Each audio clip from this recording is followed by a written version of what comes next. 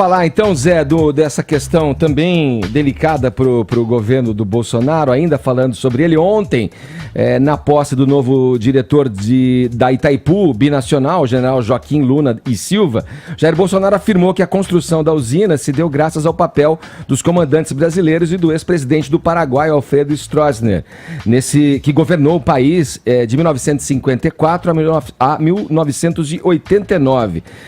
É um fato que cabe, entra no debate, né, Zé, com também visões acaloradas aí, no momento em que o Brasil dá essa visão, digamos, mais dura com relação apresenta essa visão mais dura com relação ao ditador Nicolás Maduro.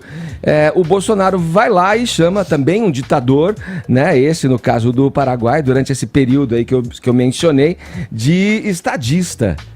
Sem contar o Eduardo Araújo, que olha com um olho o Kim Jong-un e o outro também, que foi uma série. A gente vai falar no programa ainda sobre isso. Vamos concentrar nessa visita do Bolsonaro ao Paraguai, Trindade. De novo a história do umbigo, né? Cada um olha para o seu umbigo.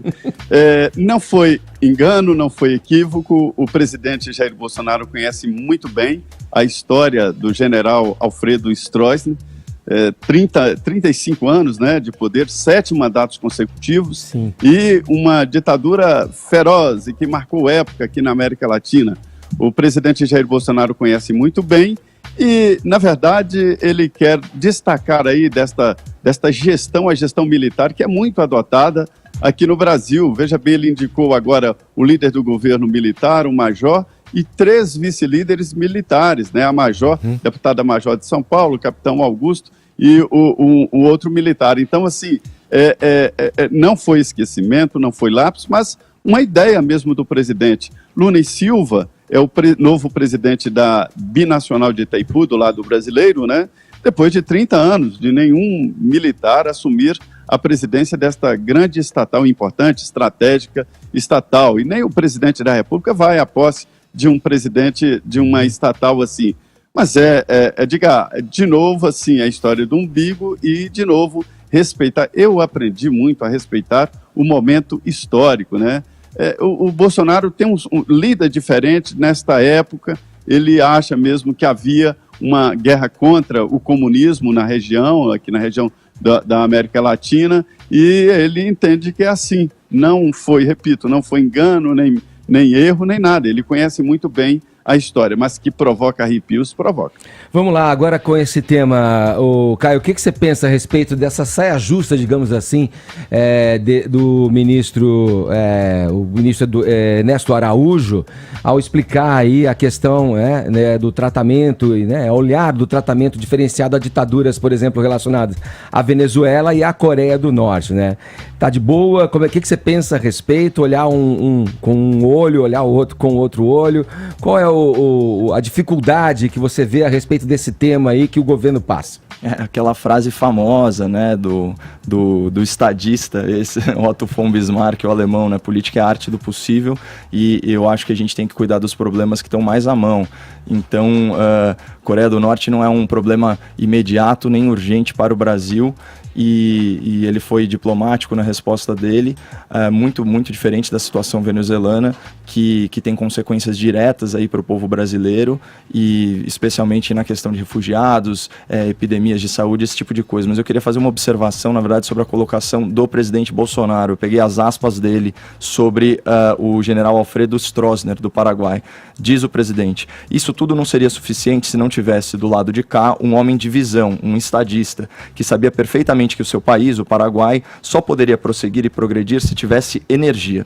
Então, aqui também a minha homenagem ao nosso general Alfredo Stroessner. Quando você vai no dicionário, eu fiz questão de fazer essa visita, você vê lá o termo estadista, está assim: pessoa versada nos princípios ou na arte de governar. Geralmente a gente usa essa expressão para uma pessoa de visão de longo prazo. É claro que a gente sempre vai olhar como modelos de estadistas aqueles buscar referências dentro da democracia. O símbolo máximo do estadista do século XX é o Winston Churchill, grande combatente de tiranias, do nazismo ao comunismo, ao socialismo, que era um conservador, né, conservador inglês. Por outro lado também, dentro dessa ideia de contexto histórico que o Zé Maria trouxe para a gente tem aquela entrevista famosa do Hamilton Mourão à Globo News, na qual ele fala que heróis matam. né? E de fato, você vai falar que os 5 chamados, né, chamados 5 bons imperadores de Roma, na Idade Antiga, não eram estadistas, que a Elizabeth I da Inglaterra não era uma grande estadista. O contexto histórico ele é muito importante, até em questões que são narrativas hegemônicas. Por exemplo, Revolução Francesa é vista como um marco civilizatório, certo? Só que é uma revolução que espalhou o grande medo, o grande terror, houve a criação da guilhotina, foi um período tão sangrento que até os arquitetos da Revolução, né, então a gente está falando de Danton, Marat, Robespierre, esses caras eles arderam no fogo da sua própria fogueira. Então a contextualização ela é essencial para a gente entender, mas de qualquer forma eu acho que esse tipo como se diz, de elogio, ele não serve aos melhores interesses brasileiros, ele tem um viés muito mais político e em tom de campanha para a inflamação das bases e tal, e alguns setores aí dos entusiastas do presidente, do que efetivamente para políticas de Estado. Eu acho que não faria mal baixar esse tom e focar nas coisas que de fato são interessantes para o Brasil. Fechou, Zé? Uma frase para a gente finalizar?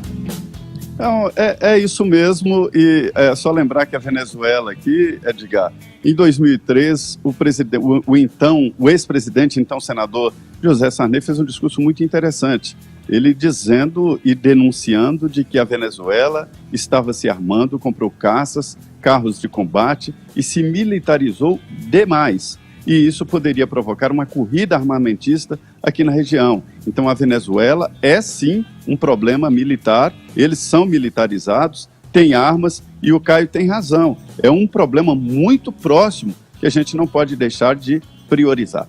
Valeu, Valeu, Trindade. Bom trabalho, obrigado pelo papo e bom trabalho para você nessa jornada aí em Brasília. Perfeito.